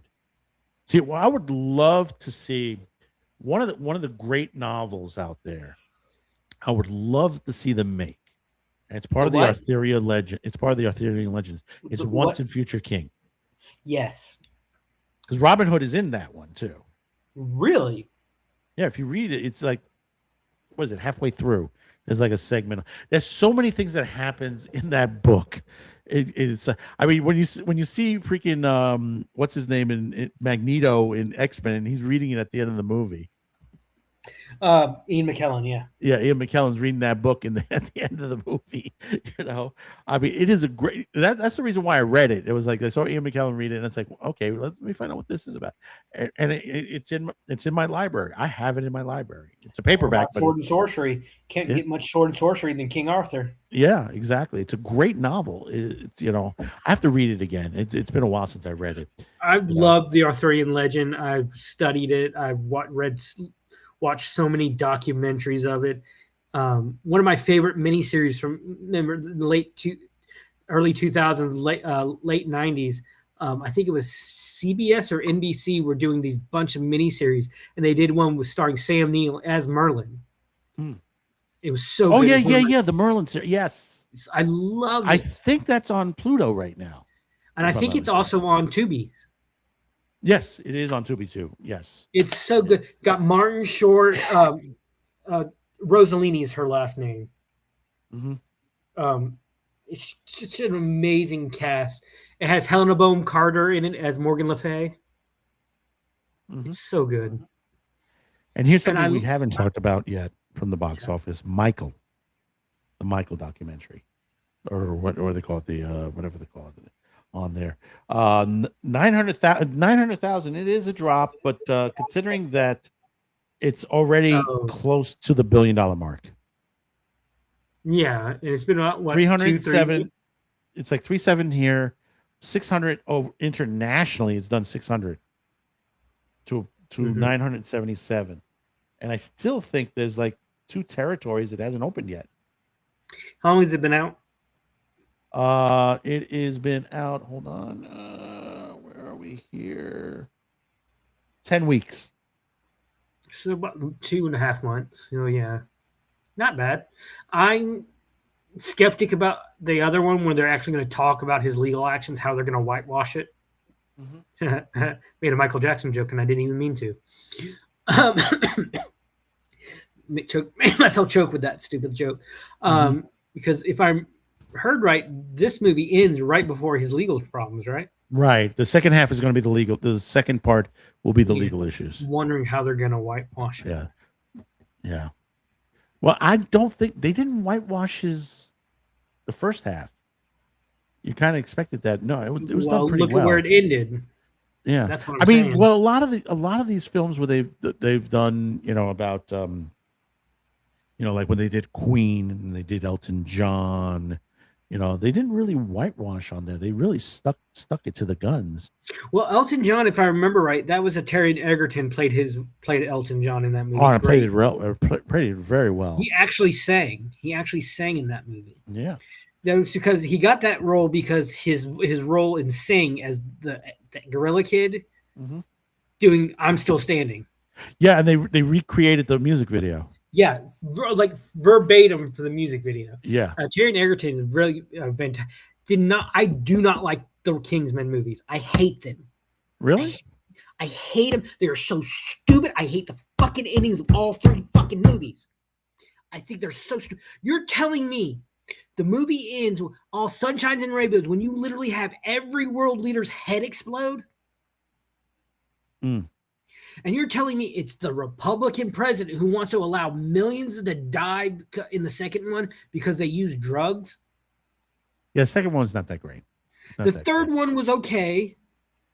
I could have done without the rah-rah Rasputin dancing to his own song about him kicking butt.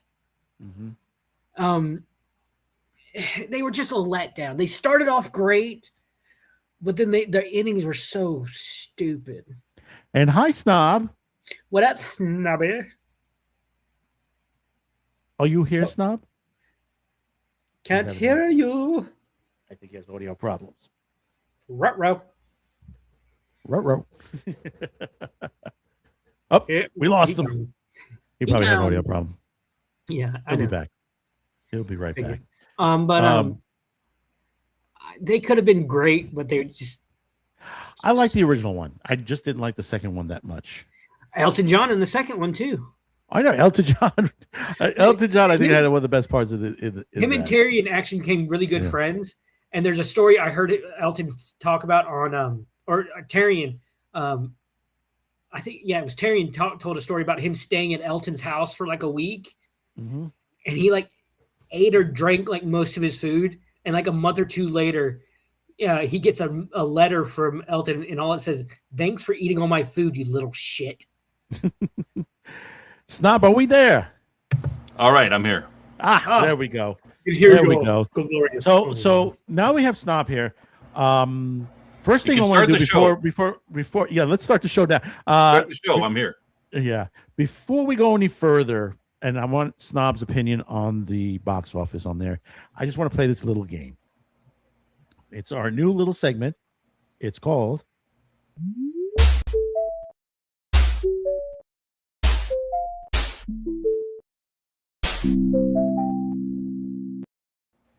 Ooh, I like that. Intro. That's nice. Okay, now I got to tell everybody just before.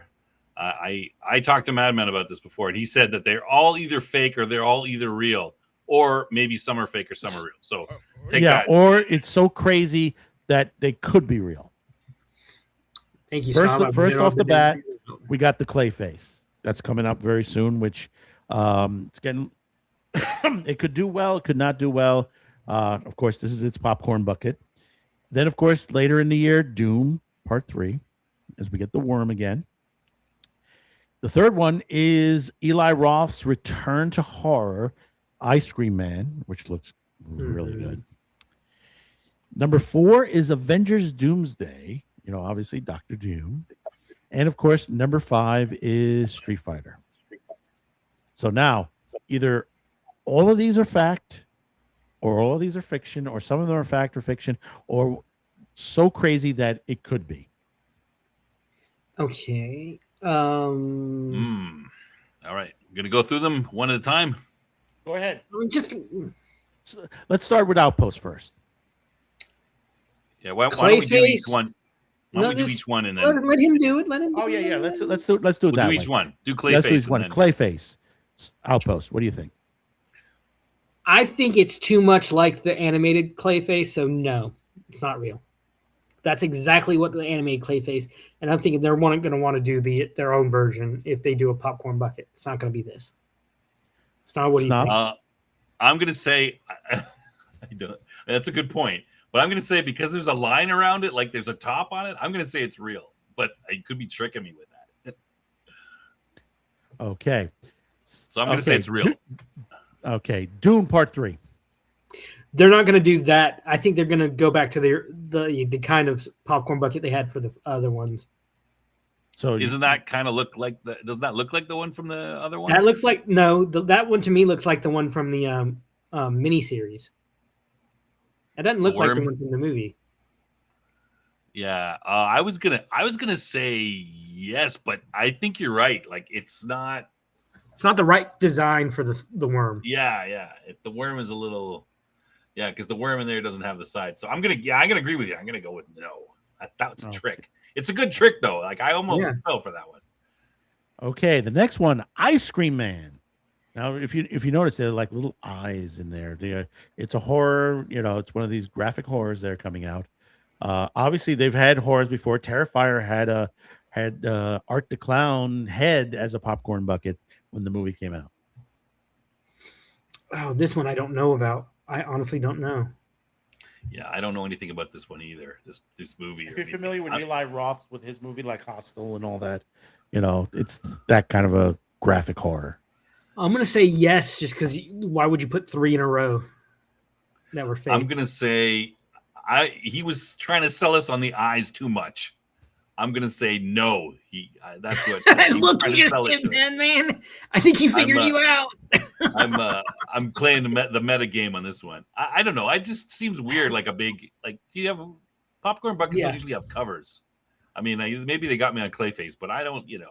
Cover them. Maybe some of them do. I guess. I'm gonna say no. I just gut feeling. Okay, Avengers Doomsday. Well, I would love to see this as real.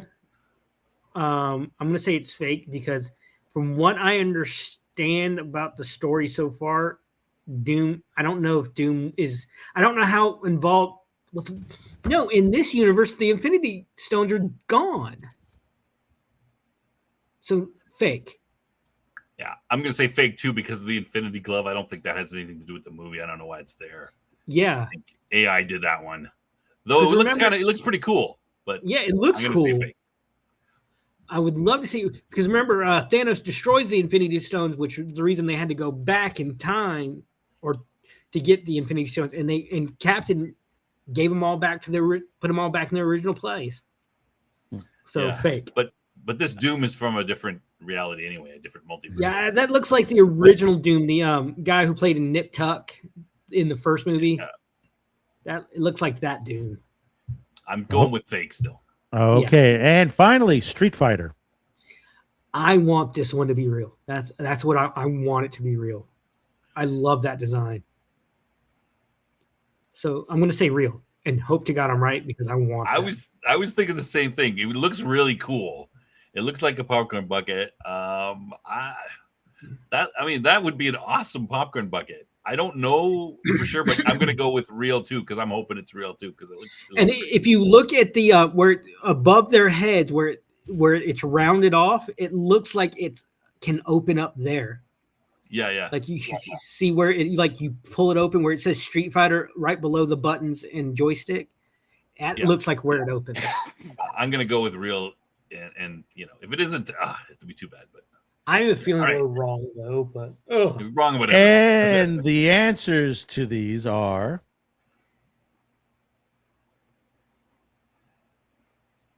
the Clayface is fiction. The Doom is fiction. Oh, the Ice Cream Man is insane enough to be it.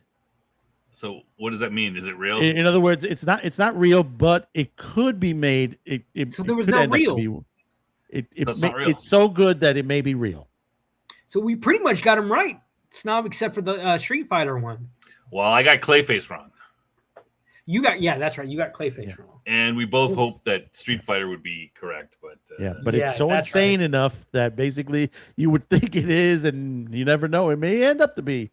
You never know. I would go buy that popcorn bucket. I would love that. It looks pretty cool. Because, like I said, the Clayface looks too much like the Batman the Animated Series Clayface. Well, let's jump back a little bit back to the box office a bit. Now, Snob's here. What you think of the numbers on Supergirl? They're they were downgraded. They're downgraded. I think it's 37.1 million, or they took off 900,000 or something, maybe more. It was like 9 million for Sunday, and it was dropped down to 7. And overseas did the same thing too. They were dropped. Yeah. I'd like to claim knowledge, but I just last week I just echoed what the experts were saying, 39 to 51, and it was right at the bottom of it. I mean, I'm not surprised that who's this movie made for? It's not made for men. It's not made for women. I'm wondering how did it get so much money? Who went to see this movie? Was everybody watching it just because they were influencers and they wanted to write reviews? I mean, who else would go and see this movie? And I brought this up. You weren't here for this, but I brought this up before. And I said to Snot, and I said to Outpost, the marketing is much higher than this. There's no way that they spent only 125 million on marketing. Yeah, for sure. Considering all the side commercials, like I said, from Milk-Bone to KFC, to, every other thing you saw in the commercials was on there. Cavs is in the chat. And he says for nihilistic love losers. Oh, I thought he said nihilistic lovers. Then it would be made for Cam if it was nihilistic lovers. But 243 million loss. I think it's going to be higher than that. Who would see this movie? I mean, I can't see, what. And the promos for it was just horrible. Like nothing that you wanted to, make you want to see it. So I think next week is going to be more interesting because where will it be in the, because Minions is coming out, right? Right, and Minions Young Washington is also. I didn't realize Young Washington was also releasing too. Actually, Young Washington is releasing, I think, in 2 days. Yeah. I think it's a good. I think it's a good chance that Backrooms or Obsession, one of those ones. Well, probably Obsession because it's doing better. I think it's possible that Obsession might beat it next week. Mm. Yeah, because Backrooms is coming out because you weren't here for that. Also, they're running a special edition, a director's cut, 15 minutes more. Oh, are they? 15 minutes more runtime. Yeah, on Backrooms, which is releasing this weekend also. Wow. Well, that might. And considering it's on VOD starting tomorrow, and considering they're both Obsession and Backrooms are on VOD tomorrow. Yeah, I mean, yeah, Obsession had a drop of what 28%, and it's making 9 million, 9.7 million this weekend. Like, do you think Supergirl is going to make 9.7 million next week? Not in the I don't think so. I don't think so. If it drops, well, I mean, like if it drops, let's say 66%, which I think is, that would put it down at, somewhere in the 11 million type, and it could drop more than that. I think is a chance. Obsession has a chance to beat it next week. Maybe not Backrooms. Backrooms is a little bit not as popular, it seems. Plus Minions, and we have Monday's numbers out. Oh, do we? Monday's numbers are out. Right now, currently, Toy Story 5 has done another 8 million in the box office. On Monday. Supergirl comes in second with 2.9 million, which is a 63% drop. Actually, both Toy Story and Supergirl has had a 63% drop on Monday. Jackass, 869,000. Scary Movie, 392. And Masters tops it off. Some weird reason why, I don't know why Obsession and Backrooms is not listed on there. Yeah. And why is Stop That Train is still in the box office? It only did $18,000. No, it's Stop That Train. You got to say it right. Yeah. Oh, Stop That Train. Not Stop That Train. Yeah. Supergirl is one of those. It's one of those front-loaded movies, eh? Right? Like the kids' movies, like Toy Story, the Minions, and whatever. A lot of parents are like, "You can't go see it the first. We're gonna take you when I got time. Shut up." That's for the kids. So they're much more likely to do better afterwards. But superhero movies, the big fans, people come and see it the first weekend, and then I expect a huge drop off. I'd say at least 70% minimum for next weekend for it. I don't think so. You don't think so? Yeah. I think Supergirl is a super dud. It's suffering from what Snow White did with a loudmouth lead actress telling men not to go see it, and we've listened. So what are you saying? I'm wrong. It's not going to drop that much. Yeah, if you don't like I'm saying it's not going to. I'm saying the opposite. It's not going to get much more money. I think. Sorry, I misconstrued. So how much is it going to drop? I'm saying at least 70%, if not more. Yeah, I would say that. I'd say maybe it'll be in it'll stay in the top 10. I'd say maybe 7 or 8. Since a lot of these movies in the top and from 6 to 10, these are niche movies, and Backrooms has probably, I'd say, run its course. Well, we'll know after this weekend. I think Supergirl is going to be near the top of the drop-offs in the 76. Yeah, maybe more. Yeah, because the 4K physical media has been announced for Backrooms and Obsession, and it's toward the end of July. Supergirl loses all its this weekend. It had all IMAX. It's no IMAX next weekend. It's gone. No, because you got Minions and Monsters and Toy Story in the IMAX lines, and then no IMAX for it next weekend, which means less, per ticket, probably a bigger drop. Yeah. And I think, and again, I think this is a front-loaded movie. It's the kind of thing that people, like superhero movies. Everyone wants to go see it the first weekend, and then all the big fans are there, and then no one else. So people aren't going to see it. This and I mentioned this with Outpost before you got in, Snob. Number 8, 9, and 10 is the most unusual of the point. You have the anime Bleach, which is 3 episodes made into a movie, did about $3 million, and it beat out Masters of the Universe and Mandalorian Grogu. Yeah, the Bleach. Yeah, Bleach. That's a big deal. Anime. Wow. Yeah, Bleach, the 1,000-Year Blood War, the Calamity. It's 3 episodes they merged together to make a movie. Wow, beat out Star Wars.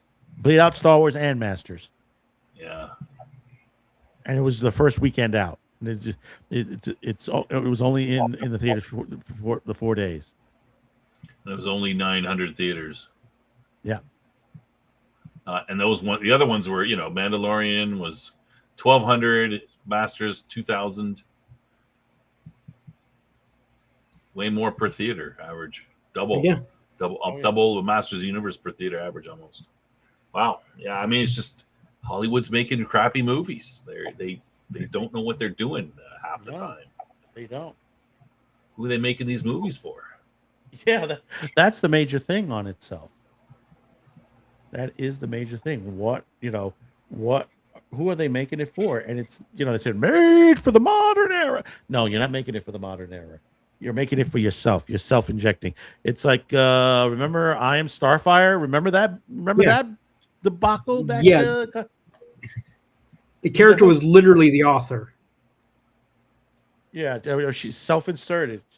She literally put herself into there, and it's like holy shit, to that point. That's what I'm gonna do. Put myself in everything. Oh yeah. So Toy Story 5 next week. Minions number 1. Toy Story number 2. I think that's pretty much. Yeah, I think that'll be. Yeah, I think Supergirl's done. This was its only chance to do anything this first weekend before everybody knew how bad it was, and just better movies are coming out. It's gonna go drop like a stone. The only question is how much. That's the question. Have any movies dropped 80% like major movies? I'm sticking with like 76 because I'm like, if it drops like 80%, that would be a record, wouldn't it? I don't know. Not sure. I don't know. I think there was one a while back there. On but, that, for a big movie like that, I mean, we'll see. It'd be interesting. Yeah. Before we close out, I just want to get Snob's opinion on Genndy Tartakovsky's on Conan. Well, Cam and I talked about this on Sunday a little bit, and he's a little skeptical because he doesn't trust Amazon, which he's got a point, right? But I just. Tartakovsky's done everything he does is pretty good, right?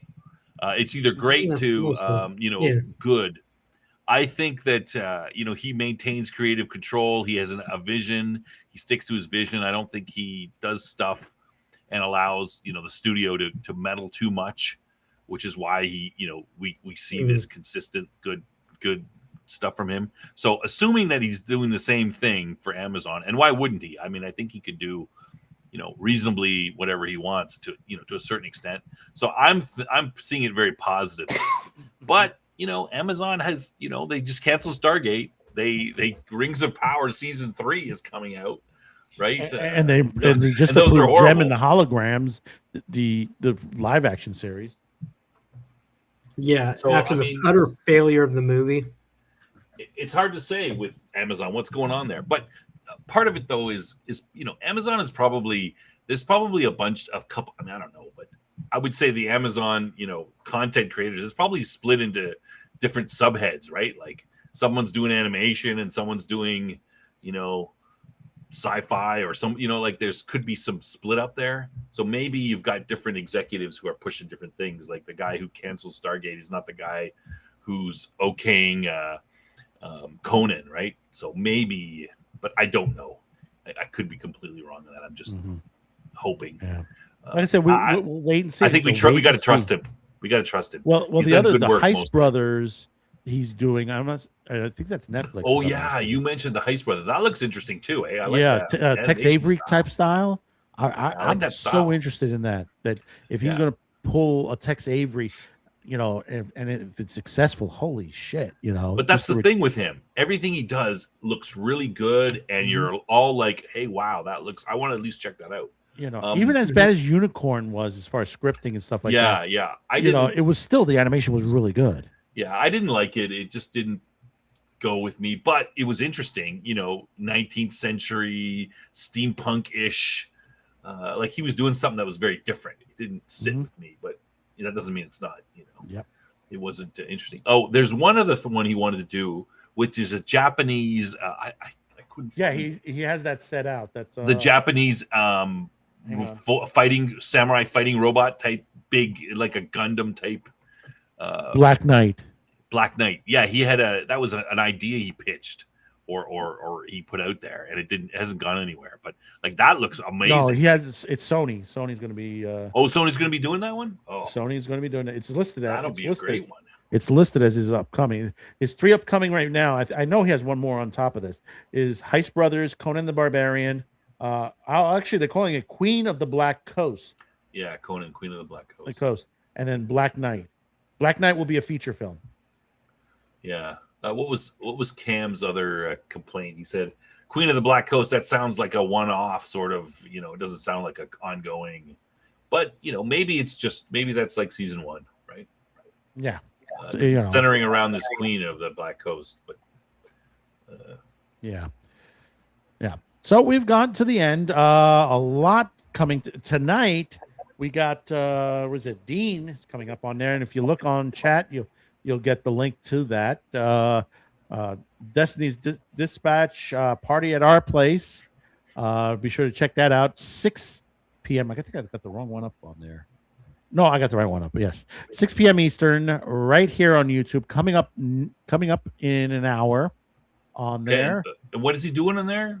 It says it's the launch party for the release. It's the launch party, I believe, for the release of his tester. He has his tester out now. Yeah, and because I know he won't be back with us for at least maybe 2 more weeks. At least he'll be back. He's pretty busy.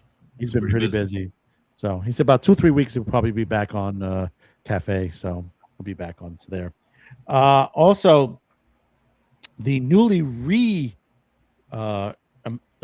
titled Bad News Bars, 9 p.m. Sunday. I'm not certain what Death Angels is doing this week on there, but it's going to be good because he's been doing a lot of great stuff. I'm wondering when we're going to see the con footage from the Texas Con and New York Con. Now wait a second. Now doesn't he have his? He's got his giveaway coming up. Oh, that's right. His giveaway on. I forgot to put it up here. Is that on Saturday? I knew I was forgetting something on there. It's this Sunday, 9 p.m. Eastern. He's doing a 5th of July special, and he'll be giving away stuff on there. Stuff. I got some stuff from the con. I guess he got from there. So 9 p.m. Eastern. Do check that out. 4th of July weekend on there. Outpost, you got to be subbed. You got to be subbed. And you have to be subscribed to join on there. Yes, there's Camp says giveaway Sunday. Outpost, you got anything? I'm going to be doing a review of the new Lantern series trailer that just dropped. Lanterns, that one. Oh, that's okay. That'd be interesting.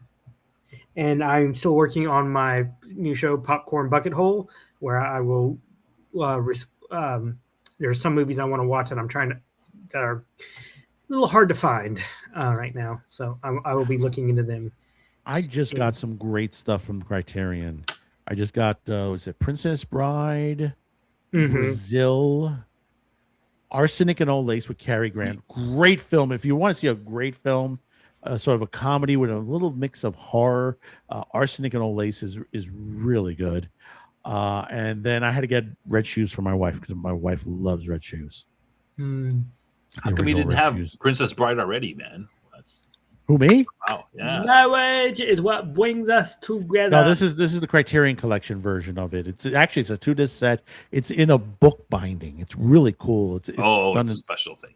Yeah, it's in a book binding, so it's really good onto there. I haven't sat to watch it yet. My wife wants to see Brazil. Dean had mentioned he loved Brazil, Such a good movie, Terry Gilliam movie. In fact, I'm going to be talking about a movie coming up that Terry Gilliam was involved in, and it's a Vincent Price horror that has come out in remastered, which people mistaken for being a Hammer film, and it's not a Hammer film. It's an AEI. It's an American international film, and it's a really good movie. It's really dark, gruesome, a little violent on there, torture and all that, but a real good plot line. Also, don't forget, live from the bunker. I know he's going away. I think he went away today, I believe. Hopefully, he should be back by the weekend. So be sure to subscribe to his channel so you should get the notifications, knowing when he is, and also click on him on X, Twitter, so at least because he does put it up there as well on there. And of course, tomorrow night, what do we got, Snob? We are continuing to pack things up in the dugout, trying to get all the waterlogged stuff out of here, and pack things up. Not that. Upstairs. Oh, sorry, you meant something else. I meant Babylon retrospective. Yeah, it's the Babylon 5. The show will go on no matter how much water, even if I'm up to my ankles in water. What is it? What is it? Cam's had water in his basement, and you? What is going on here? Cam had water in his basement? Oh, man. Yeah, well, it's been pouring rain here for 2 weeks. It's brutal. Everybody's got this problem. Yeah, but anyway, enough of my personal problems. Wednesday, Into the Fire. It's the conclusion of the Shadow War.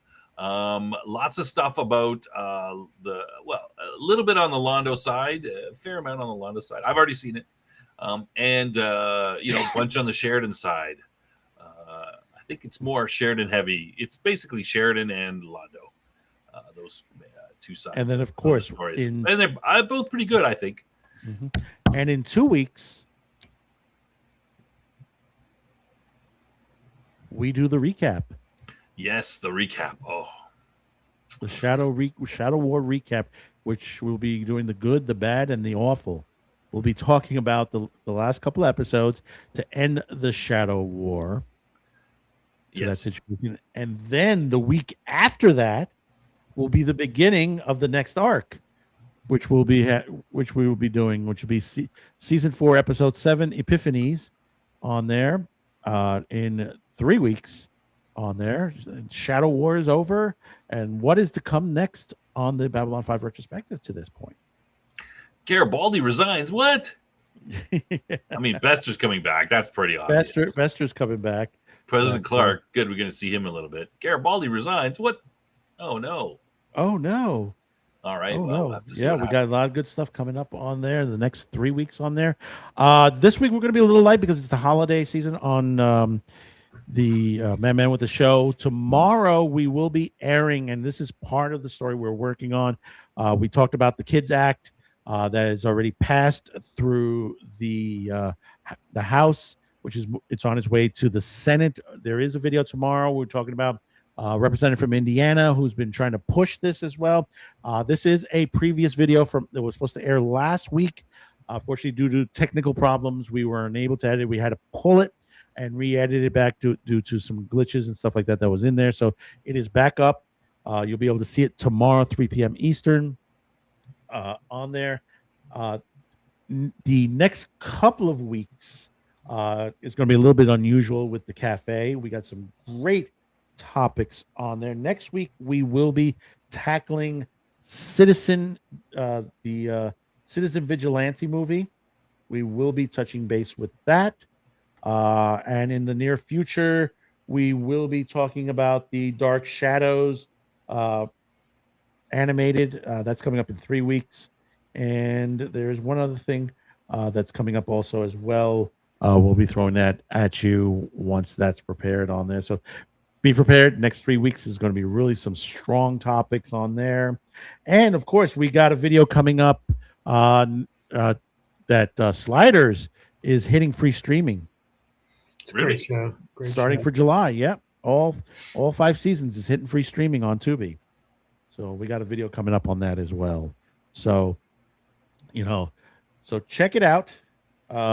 Once again, before I forget, The 4th of July sale, get 15% off the purchase. Promo code 250BDAY on there. It's until July 6th. After July 6th, if you make a purchase, it'll be back to the Stay Mad promo code to 10% off on there. So remember that. So don't forget, stay curious, stay informed, and stay mad. And we'll see you on the next one. Thank you for showing up, and we'll see you. Bye-bye now. Good night. Later. Thank you, everyone, for stopping by. Don't forget to subscribe, like, and share, and we will see you next. Bye.